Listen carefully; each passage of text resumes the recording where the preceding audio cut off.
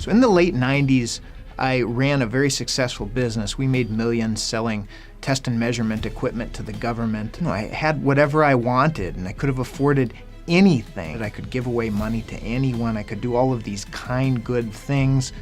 But I realized that happiness isn't going to come from money and success, but I needed something deeper.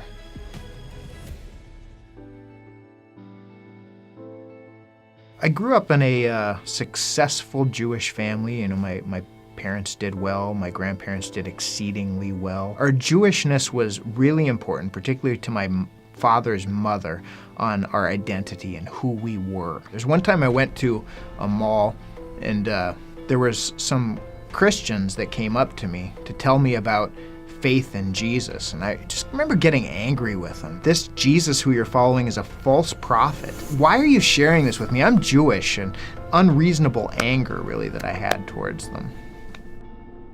I suffered from depression when I was younger and really struggled with it, and I was even suicidal. I would often contemplate killing myself. There's this overlying feeling of, I'm not loved like I want to be loved, and I can't love others like I want to love others. So my depression, it led to this emptiness, and so I would seek friendship, I would seek love from people who would accept it, and I found that amongst the community that was involved with drugs and alcohol, and that really affected my grades and my education, and to the point to where eventually the principal, I remember calling me to his office, and he told me that he's kicking me out of school. You're not going to come back to this school any longer, and he said, and I'm going to do everything in my power to make sure that you don't come back to this school. When I was in college, I befriended this guy who was sitting next to me, and one day he asked me if I wanted to do something with him. I didn't hear what he said, and so I said okay, and so we started going downstairs, and he asked me if I had my Bible. Bible? Why would I have a Bible? I'm Jewish. I don't want anything to do with this. He had answers for everything, and so I ended up going into this study. They went to a book called Luke, in chapter 15, and there's a story of a young man who wanted his inheritance early from his father, and he took it and he went and he squandered it and just lived crazy and lived wild life and lost everything.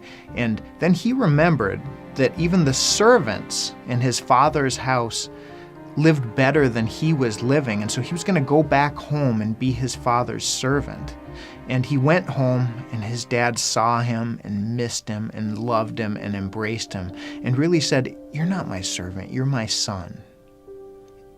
I had never, ever felt anything like this in my life. I felt this peace over me and this feeling of acceptance and an overwhelming love. Oh my gosh. There is a God who loves me. And what I've been doing for years has been just separating me from him. And the way to know him is through this person who is speaking in these words, that person Ieshua. I found another New Testament and I started reading sections out of it. And every time I'm reading it, the same thing is happening, the same joy, the same love. And it was removing my depression. I was no longer suicidal. And I was thinking, how could a book do this? How could just reading words do that to me?